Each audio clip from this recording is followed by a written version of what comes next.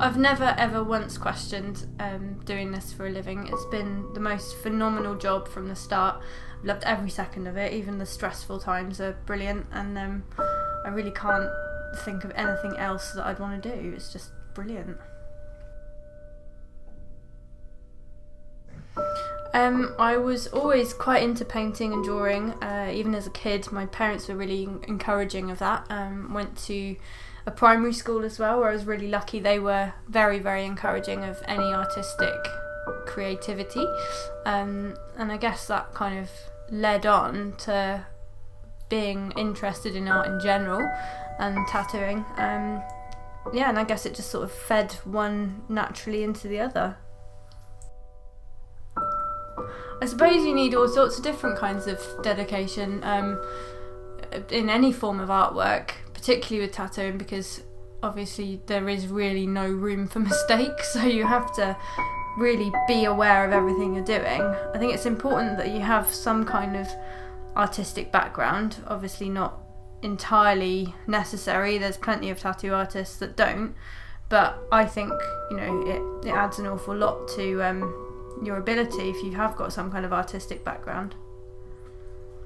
To me, being a tattoo artist is about so many different things. I've learned a lot about people from doing this job, because obviously you're working with lots of people all the time, be it other artists and your clients. A lot of the time it's about making people feel better, making people feel really happy about themselves, about the artwork they're collecting, and it's also about meeting people in the industry that you become friends with, and, you know, kind of spreading your wings and tattooing from other places. It's just, there's so many elements to it that are absolutely wonderful things to have as a tattoo artist. Yeah, I do an awful lot of tattoos in kind of memory of loved ones and, you know, friends or family that have passed away. And recently I tattooed my best friend in the whole world. I did a buddleia bush on her because she sort of decided that when her mum passed away that she was going to come back as a butterfly, and so she wanted a place for her mum to land, which I thought was just really sweet, and it was an absolute honour and a pleasure to do it for her. Really special.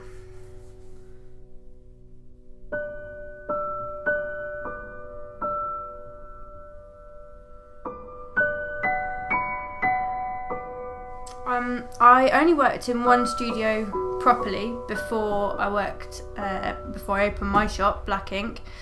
I worked in a studio called Cherubs in Devizes, and she kind of gave me my first foot into the industry, I suppose. But since then, since having my shop, I've also worked in tons of other people's studios doing guest spots, Manchester, Plymouth, you know, we did conventions, been all over the place actually. It's been great. It's so difficult to describe people's styles and box them into one thing, because I think most artists think that, you know, they have more than one ability, and it's hard to kind of say, oh, I'm a neo-traditional artist or a traditional artist or a realism artist, because everybody kind of dabbles in other styles and stuff. But I guess I've been classed as neo-traditional because I take the principles of traditional tattooing and kind of put a new spin on them and change them up a little bit, mix it all up a bit.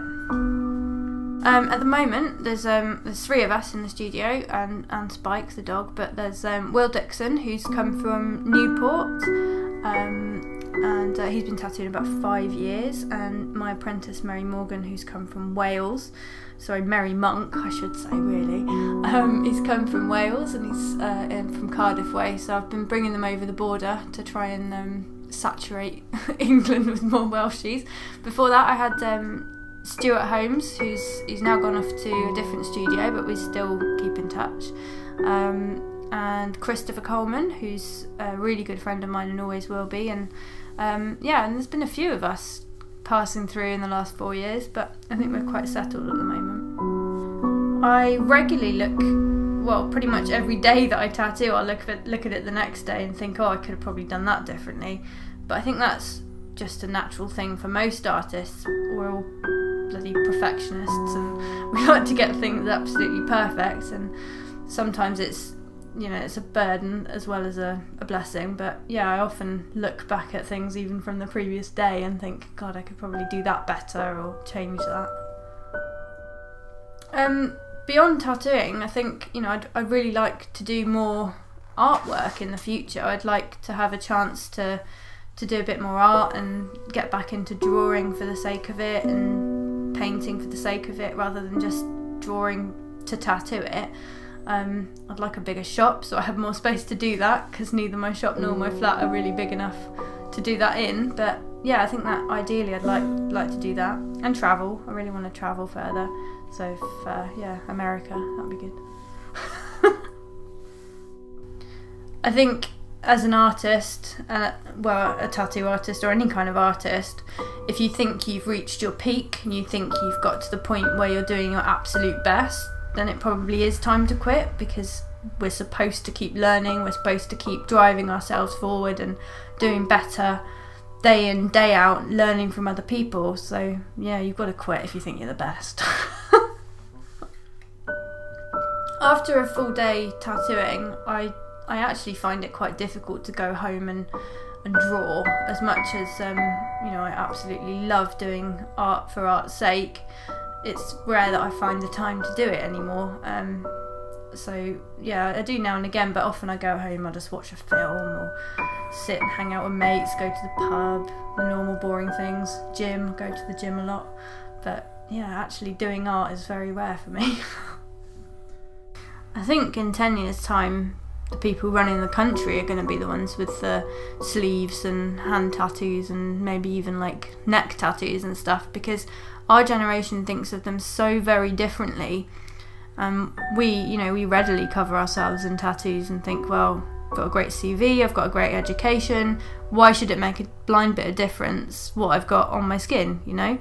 And I think that is gradually improving, and over time, hopefully, fingers crossed, it will get to the point where it's, you know, it's treated the same way as racism is, that you can't discriminate against somebody based on what they choose to put on their skin. I hope that'll be the case anyway.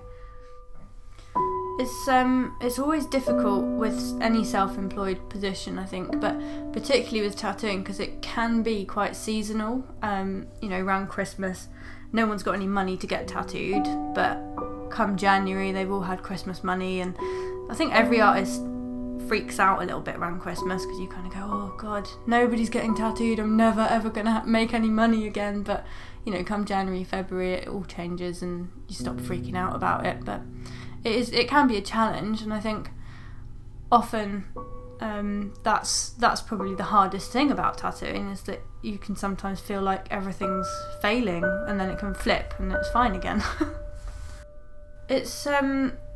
I suppose it's like any form of artwork. There often is a trend that recurs and people pick up on it, and they end up, you know, wanting a certain thing because they've seen tons of other people have it done. But things like butterflies, you know, that's a classic, and everyone always wants a butterfly.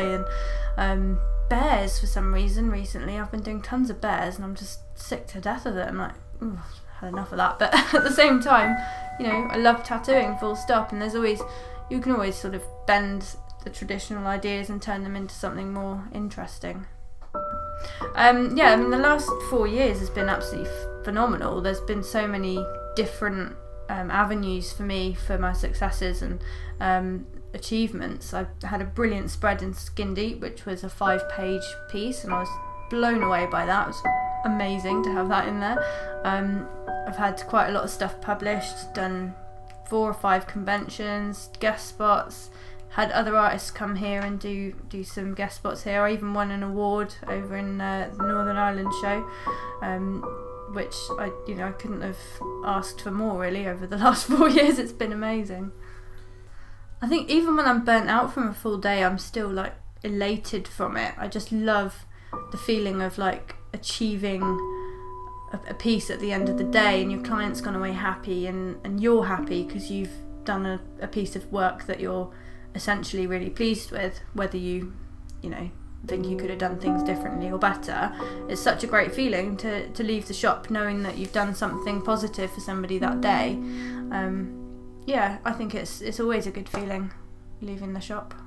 Obviously I want to come back, but